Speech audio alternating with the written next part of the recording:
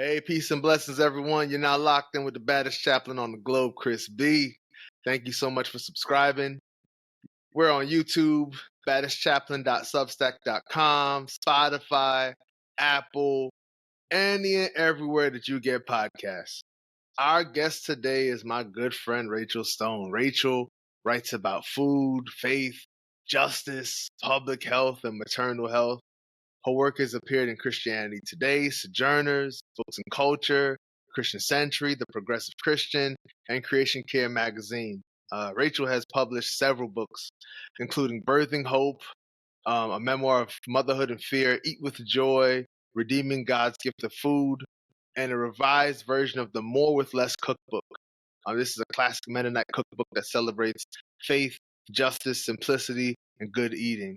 And nowadays, you can find her on the LitMix, talking about wonderful literature with her co-host. So much good things happening. Rachel, welcome to the podcast. How are you? I'm good, Chris. Thank you. Good to be here. Oh, man, it's good to have you here for sure, for sure. I want you to just take us through the journey. What inspired you to create? You have two very cool social media presences with Neighborhood English Teacher and LitMix. Like, what was the journey for you in creating those things? Sure.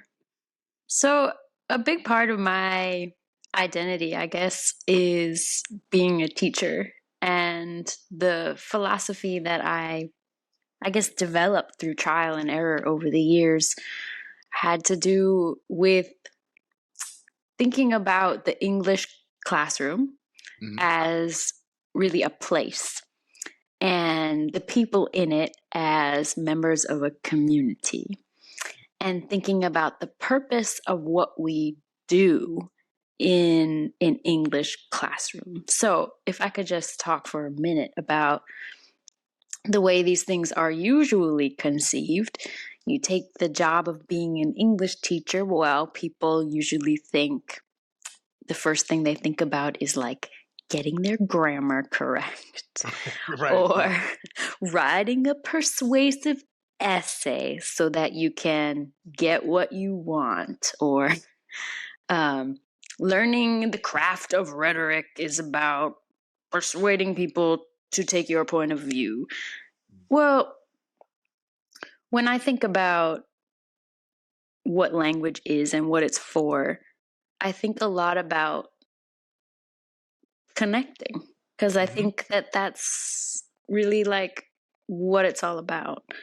Not just connecting outside of ourselves, but connecting to the person that we understand ourselves to be and the person that we might become. And so for me, the task of being a teacher is really about creating a space in which people can enter that essential dialogue with the self, right? And so like everything that we do when we're reading literature, it's not really about understanding the content so we can pass a test. Right. It's not really about understanding how to use the tools of grammar and law. All of that is good stuff. But when it really comes down to it, like, what is language for? It's for like connecting with what's really true in ourselves and connecting with what's true with other people. And so the idea of neighborhood English is that classrooms and communities are always places where language is used. How do we become more skilled at bringing out what's in us in ways that other people can connect to and hear? LitMix podcast is kind of an extension of that. So it was born of an idea that my friend from 8th grade English class, Let's go. Andrea Benvenuto, and I are still friends. We were noticing all of these efforts at banning books across our country. Right. And we decided just to make a place where we could connect with those books as readers, as professionals, and think through them in ways like, why do we need these stories? Why are they threatening to people? And what is it that we lose if these books are not made available, widely available to people? So I think, if there's like a theme that's running through the work that I do, it has to do with discovering things that are true about ourselves, about the world, about other people, and figuring out how do we live a good human life in light of all of that. Right. So there's kind of a moral and ethical impulse to the work that I try to bring to the world. Gotcha. Now, what do you think it is about being a teacher that's so core to your identity and vocation? Because you talk about that sense of being a teacher, something that's, I don't know if it's always been with you, but it's definitely, you can't shake it off. Like what is it about being a teacher that's so essential to who you are? Yeah, it's true. It's funny, Chris, I haven't taught, this is the second school year that I haven't gone back to school as a teacher. I actually work in construction. Come on. And carpentry, right? If you want to know like what most of my hours are dedicated to, I work in construction and carpentry. As an assistant, I am not particularly skilled either. That's just the truth. But I still think of myself as a teacher. And I have thought of myself that way for a long time. Like I definitely was one of those kids that would like line up my stuffed animals and be like, okay, y'all, like we're learning a lesson now. I was an only child. So real life, that's how that went. But I think I was 12, maybe, when I first taught a friend's little brother to read. He was having trouble learning at school. And I remember, I think it was my own initiative. I picked up some books and went over to their house. And I was like, all right, Joey, let's just sit down and I'm going to show you how I do this. Because I always loved reading. And I think, again, the lonely only child, spent a lot of time reading. And I remember above the library, there was this little library in the Little Baptist church where my dad was a pastor. And above the library, there was this sign, and it said, of course it was he, right? He who dares to teach must never cease to learn. Yeah. And I always remember that, dares to teach and never ceasing to learn. And I think, it's really that love of learning that kind of has kept that flame alive in me for teaching. But it's true. I've been a teacher in pre-K. I've taught middle school. I've taught high school. I've even taught college composition. Right. And what is it about being a teacher? I think it goes back to that love of learning that's like deep within the self, that I wish to introduce other people to that opportunity as well. I think I don't know Latin. I'm not going to pretend to, but I do know that the word for educate has something to do with calling out that which is within. Leading out that which is within. That it's not like, here, I am the teacher and I'm going to instill something into you. Right. Although that does happen and it's cool. But I think what's sacred about teaching, and I, as a fellow teacher, this. Right. What's so sacred about teaching is that it's this opportunity to help people to enter into an understanding of themselves that maybe they didn't have before. Right. And I think that's what's so sacred about education and why it has been withheld from people. Isn't that the truth? And why it is the necessary predictor of freedom, right? For human beings to have that expanded understanding of themselves and what is possible. Yeah. Yeah. Absolutely. No, I really I really appreciate you attaching the sense of access to education to freedom, because you see this in cultures and contexts the world over. If you want to oppress someone, one of the first steps in that oppression is to limit their access to education. So sometimes, when we have been in classrooms with kids who are just like, oh man, like I have to learn. It's like, no, this is not a like I have to. This is a I get to thing, because all over Mm. the world and all over this country, people are trying to limit your opportunity to learn things. This is a I get to, not a I have to, for sure. 100%. And I do think that I do think, however, like that students have a point sometimes that school doesn't seem to be serving the project of the liberation of the self, Hmm. because a lot of times, that idea, it seems very alien to what is actually happening in Hmm. classrooms when we narrow the conception of what education is and what it is for. That if education is just for passing the test, well, that's not really education. But yes, No doubt. yeah. Talk to me about your journey as a writer, because I'm wondering, as you prepare yourself to write, do you feel an urgency to write in a way that like impacts society in the moment? So you're seeing something awful in the news and you're like, oh, I got to write something right now.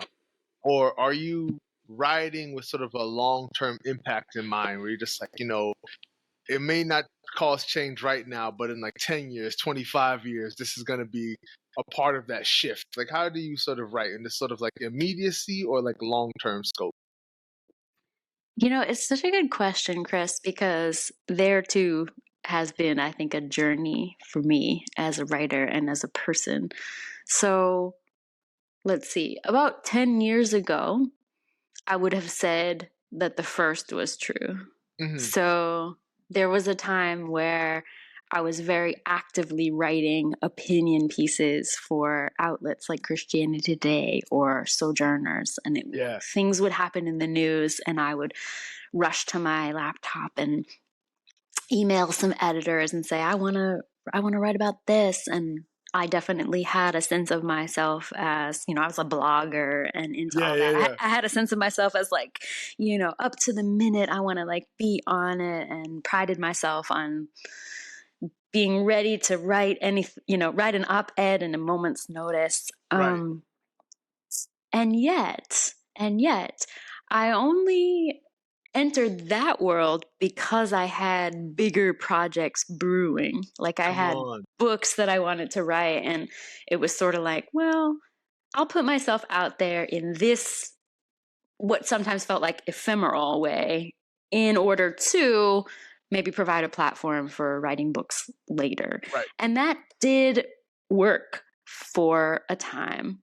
Mhm. Now, um, I have taken a number of years to do something very different. You and I both worked at a school. I worked full time for 6 years at a school that demanded more than full time, really.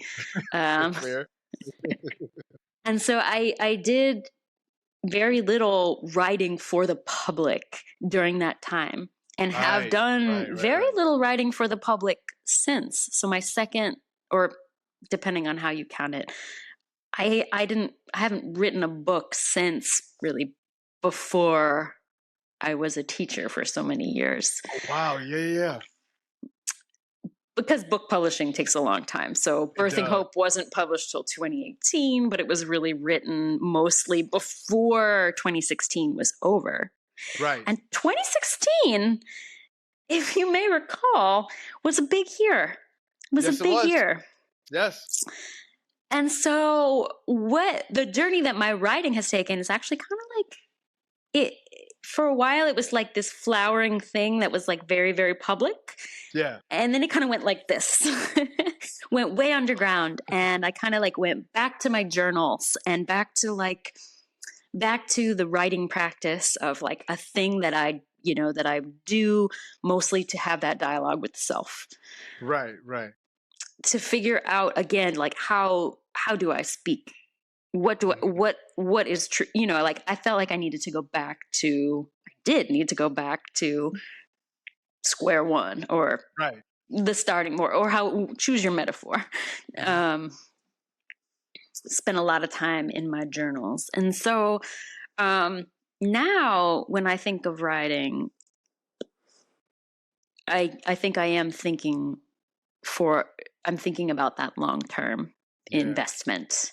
I'm thinking about, especially because I think we all have seen the ease with which any of us can put any kind of words into the world at lightning speed. Right. It fills me with a kind of trepidation to be too quick to say anything at all. Well, I still consider myself a writer, kind of a writer in hiatus, much as I am, a teacher who is not teaching. Not that I'm not writing, but that I'm reluctant to share much or most of it with audiences. And I've been writing a lot more what I call fiction, but most of it, of course, is just true. And I think that that's the essence of it, is like when I write, I'm trying to say something true. And trying to remember that I'm probably going to get it wrong. Come on. No, it's something that you're saying that really resonates with this whole notion I've been stuck on. It feels like I've been stuck on it all weekend. Like I talked about it in a workshop Friday night. I preached about it on Sunday. This whole division or distinction rather between being and doing, right? And had you never put any words on a page, it would seem silly for you to call yourself a writer, right? Like, if I said to you, I'm a comedian, but I've never told a joke, that doesn't make much sense. But there is something about, the way in which life's journey works, because you're talking about, you hadn't written since you started working at that school. It makes me think about DC Young Fly was relaying a bit about a conversation he had with Eddie Murphy, and how Eddie Murphy was saying he regretted not keeping an hour of stand-up in his back pocket. But by no stretch of the imagination would anyone say, well, Eddie Murphy's not a comedian. Like he's clearly still a comedian, right? Like Absolutely. He doesn't have to do another joke ever. He's still a comedian, right? So he's earned that. He's earned it. He's absolutely earned it. So just thinking about the ways in which the doing becomes a part of the being, and to a point where like you don't have to keep doing in order to like sustain the being. Michael Jordan doesn't have to shoot another jumper to be a basketball player, right? Like Meryl Streep doesn't have to go in another movie to be an actress. Like there's certain levels of just like dedication to the craft where it really is a part of you. You don't have to sort of like prove it anymore. It's just a part of who you are. I appreciate that, and I think too that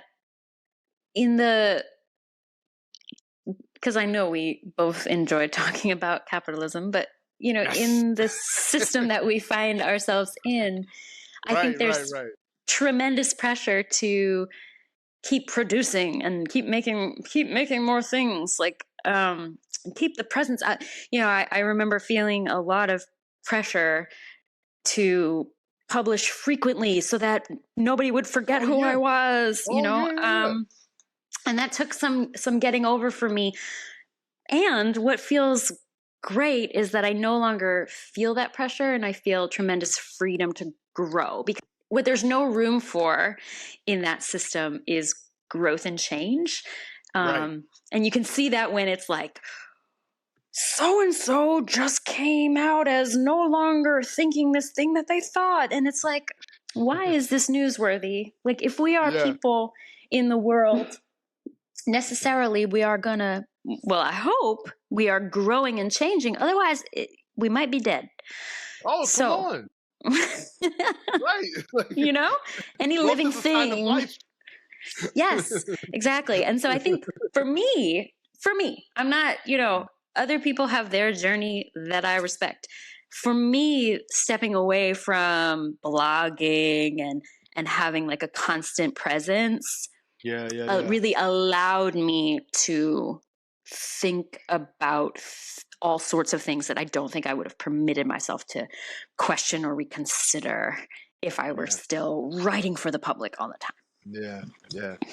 That's honest. That's honest for sure. How would you say, we're talking a good bit about your writing journey, but how would you say that your faith journey has evolved alongside that writing journey? So we're talking this chunk of life. I don't know if you want to start it at 2016 or however early back you want to go, but it just the last 7 to 8 years, it's been a substantial season of change, or seasons of change, in terms of both writing and faith journey. Like how have they sort of like intertwined and kind of branched off and all that good stuff? There's a lot there. I don't know if we have time for it all, but I'll try to give you the highlights. And I would actually bring us back to February of 2016. Okay. Quite specific. Yeah. In February of 2016, I attended a co-sponsored trip. The trip was co-sponsored by the Jewish Council for Public Affairs and Christianity Today. And it was an interfaith trip to Israel and the Palestinian territories. Okay.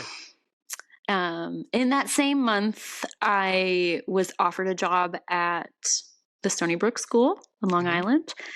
And in that same month, while I was in Israel, actually, Donald Trump won the primaries in New Hampshire. Right. All of that provided a context for me to do a lot of introspection and questioning about things.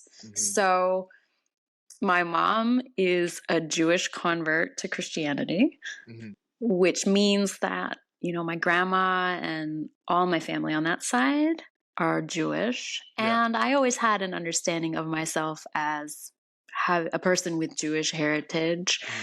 And that trip was really an opportunity for me to learn a whole lot more and really deepen my understanding of not just the very complicated geopolitical history and issues involved in Middle East, but also the Jewish intellectual tradition. And I found with some shock, some dismay, some joy, a kind of combination of complicated feelings that intellectually and the way my soul was going, I identified a lot more with the Jewish brothers and sisters on the bus than with the evangelicals. And part of that is, I said before that, as a writer and a teacher, I'm very committed to the pursuit of truth, and rationality is a value. It's highly valued within the Jewish tradition, and I don't even know how to explain it. I will say that there was a soul affinity, a recognition, and so there was a lot that I needed to process. Coming out of that trip. And it kind of led me into a journey of studying Jewish philosophy that I'm still on, in fact. And at the same time, so you mentioned Birthing Hope, which is the last thing I wrote and published in the evangelical world. Well, oh, come on. Yeah. So in the book, there's a point where I'm talking about, the book is a lot about maternal health, and it's a lot about it's not about politics, really. It's about the lived experiences of, people having babies, and also sometimes people who need to make the choice not to have the baby. Right. And it's that point there, which is, Mm-hmm. a political third rail, Right. that got me disinvited from Christianity Today. And Ooh. right, because the abortion issue Yeah. is just a no-fly zone. Right. Right. They have donors that will only, continue to donate if a certain political line is No question. held. No question. And I was told in no uncertain terms that, we can't review this book, we can't cover this book, we can't do anything with your book at all. I was at the Wow. time on the editorial board. I had written for them for years. Right. You're an insider at this point. Right. I was an insider at that point. I have to say, I was a little bit naive to think that evidence-based research and storytelling was going to shake this immovable pillar of, the anti-abortion ideology. Right. But I think actually, there it is again about the journey. It's like I don't think that I am not a person who can be convinced that something is true just because we all have to believe that it's true in order to belong to this group. Gotcha. Yeah, that's kind of a sticking point for me, the individual conscience, which I do again hold that as pretty sacred. I think there should always be space for people to have the opinion that they're going to have, and right. It's weird to me that is like somehow controversial, but right. There it is. Like standing against groupthink leaves you outside. Like how'd that work? And yet, I think we see it so many places. Right. I would not, I'm not going to say that I've only seen it among evangelicals. I've definitely seen it in the quote liberal academy. As a graduate student in English, I remember talking with my good friend, and he was like, it almost seems like there's, an orthodoxy here that we all have to hew to, which is odd. Yeah. I do not think bell hooks. I know for a fact bell hooks wouldn't. No. Our teacher, bell hooks of blessed memory, would not be in favor, because education. I mean, she's the one I think we have to thank for the idea of education as the practice of freedom. Isn't that her phrase? Come on, that's her. And there can be no freedom in context where it's like we all already know what we think about blah, and we better not go against what is thought about blah. Like, right? Where's the discovery? Yeah. Where's the honest wrestling? The discoveries have been made. The wrestling was done on our behalf. The discoveries have been made. How boring. If true. How limited. How limited. Yeah. How limited. But there's something in there, in what you're saying that makes me think about, the folks who like to maintain this sort of like dominance over the conversations and dominance over thinking, essentially. That, as big and bad and as strong as folks want to appear, there's a lot of fear there.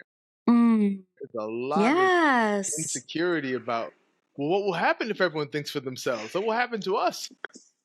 How will we know that they will come to the conclusions that we want them to come to? It's right. So there it is. Yeah. Not telling yourself. It's very telling, because it is. Come on, we all know how it is. Mm-hmm. Everybody has that impulse sometimes to control the outcome. Oh, for sure. Yeah. But none of us enjoy that dynamic when it's applied to us. No. That control is a one-way door. It's not I want to be controlled as much as I need to control. But when you think about your audience, and your writing and thinking about, we talked about who didn't like it, right? So like we know who it didn't work for it. But when you're writing, are you thinking about a particular audience in mind? Or are there moments when you are surprised by the people who are responding to your work? So like, going back to, for example, when you talk about Birthing Hope and the response from like evangelicals who are just like, no, abortion's our end game. We're not even going to entertain the possibility of there being other ways to think about this.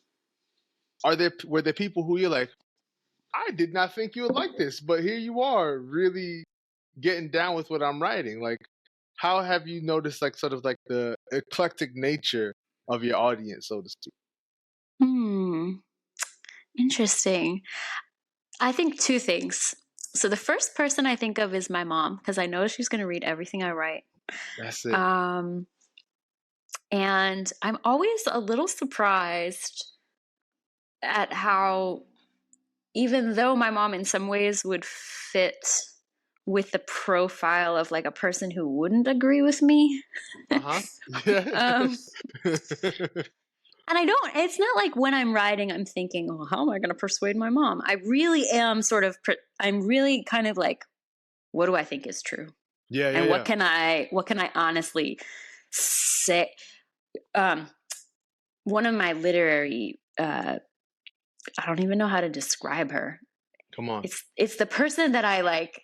Okay. You know Ratatouille, the movie? Oh, yeah. I love that movie. So you know how like Remy, the little rat chef, is always having that dialogue with Gusteau, who is a figment of his imagination, but a fully developed one because he's like read the guy's book so many times and stuff. Yeah. For me, that Gusteau person is Marilyn Robinson, the novelist, who, for the audience listening, you might look up her a 2-part interview that she did with Barack Obama, who is one of her most well-known fans, I suppose. Yeah. And I've been reading Marilyn Robinson for years, and like every lecture that she gives that's like put up on YouTube, I've probably listened to it at least once. Come on, like that. Right.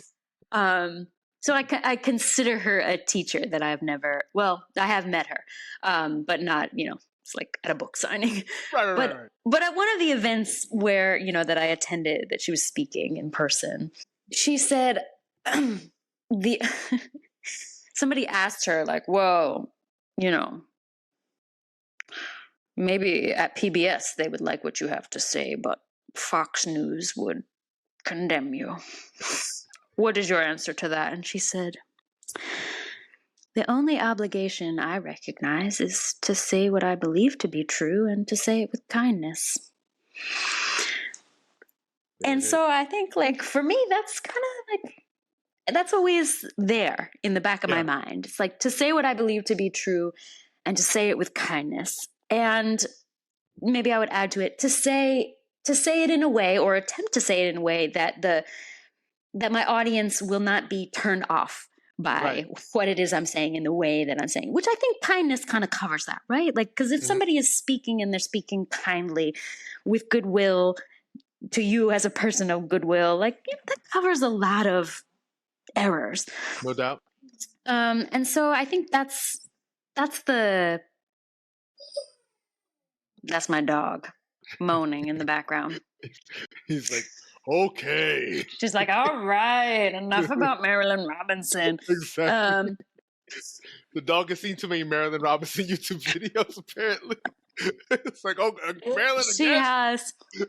Oh, it's true. I remember about 5 years ago, one of my children was like, wait, Marilyn Robinson's like an author? I'm like, yeah. I thought that was one of your friends.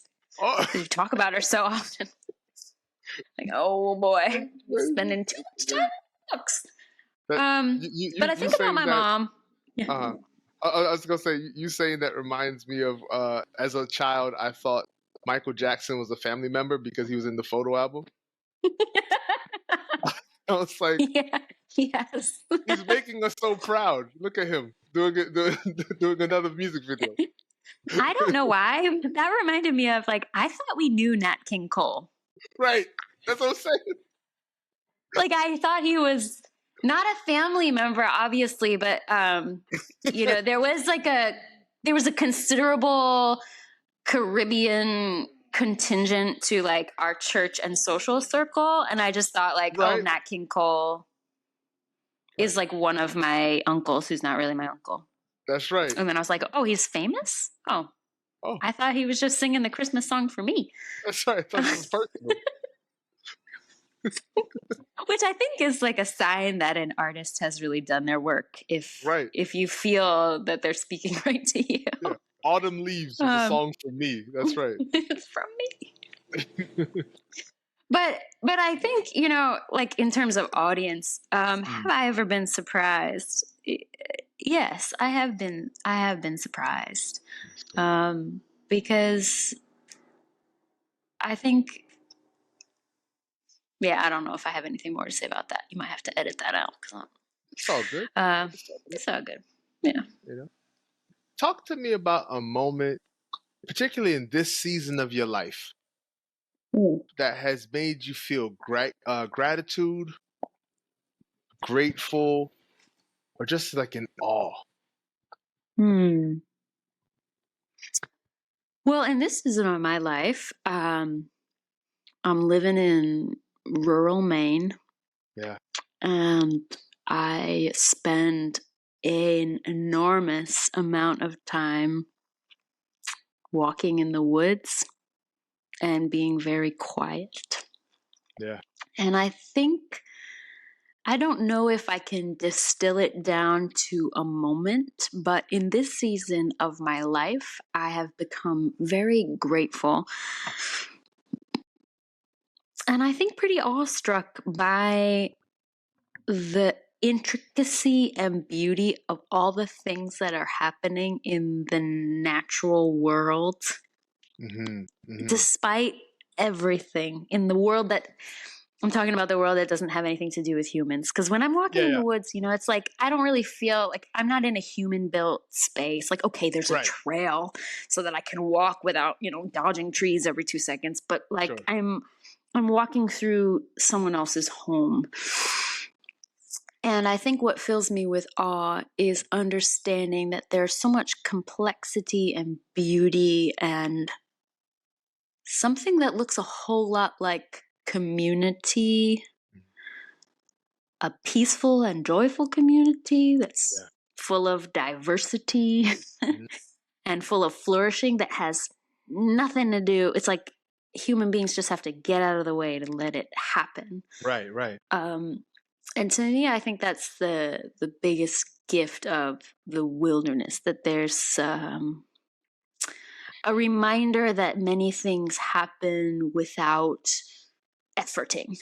That the trees are going to do what they do. They're going to sprout leaves, and the leaves are going to manufacture sugars, and they're going to draw that into their selves for the long winter, and then when their work is done, they're going to drop, and those leaves are going to become something else that nourish it, and watching all of that happen, because I walk with my dog on those trails like every day, so like through the seasons, it's like it's winter, it's spring, little things are starting to come up, and just to be close to that every day reminds me of the vastness of the universe, and just the, whatever your faith tradition, there's tremendous intelligence and beauty.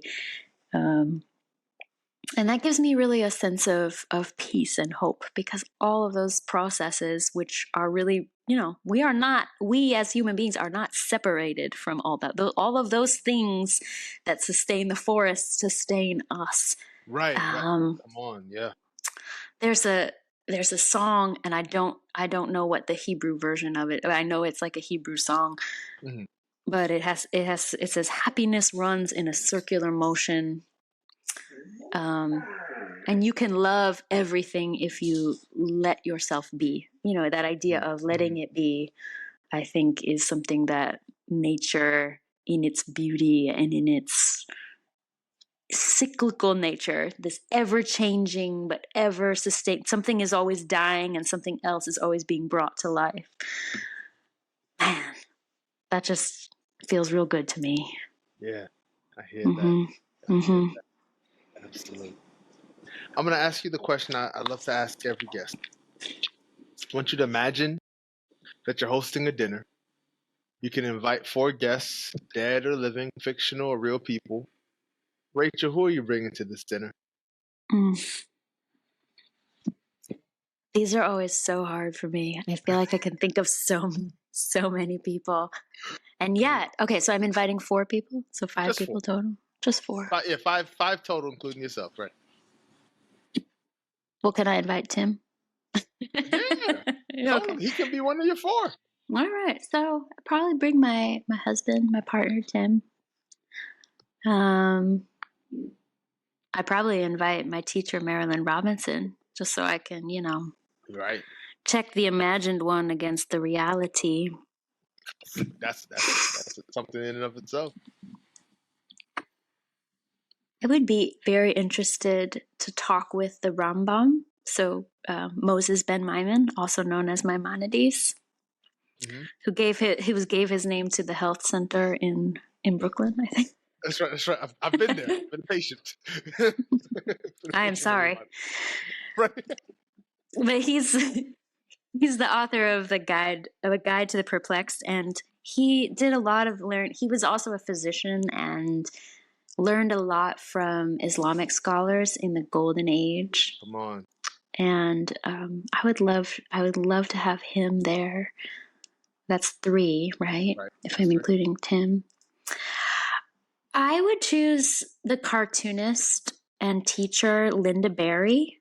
Okay. She teaches at the University of Wisconsin-Madison, and she's another person that I consider a teacher. And I would invite her because she has this way of teaching. So a phrase, I don't think this is from her, but there's this phrase that I love that I learned from an improv teacher. I took an improv class once. All right. And she said the way that you do everything, the way that you do anything is the way that you do everything. Okay. And Linda Berry has this, she's a cartoonist and she's written novels and things like that, but she has this way of tapping into this present moment and whatever is most alive in an image, in a person, that really frees, I think, people's hands to draw and people's voices to sing. And I think there's a lot of power and magic in a skilled teacher who can unleash that that flow in others. And so, yeah, I think that would be an interesting combination. And then I don't know. What about me? Let me be the 4th. My dog is you need to be the 4th. I need to be the 4th. Okay, you might have to edit this out because I'm going to think. I know I was supposed to think before, but I couldn't.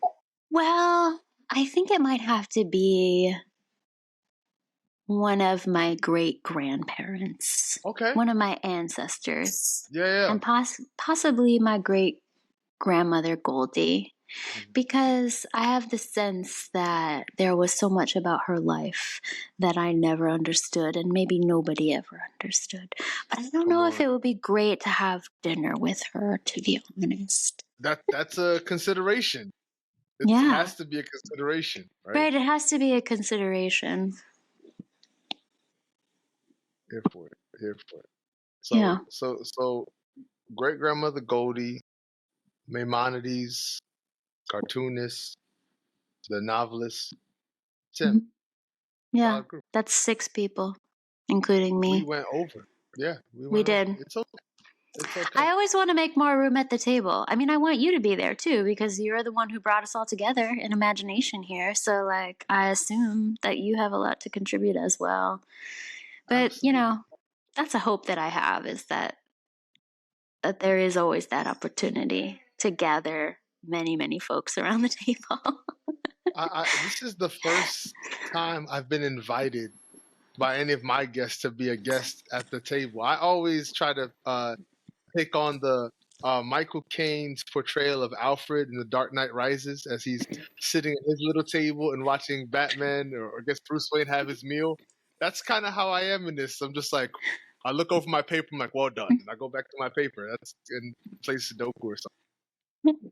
You know, I like to imagine that the table can always be made a little bit bigger. And just by asking the question, I think you are creating the table. So, yeah, of course you That's have a right. place there.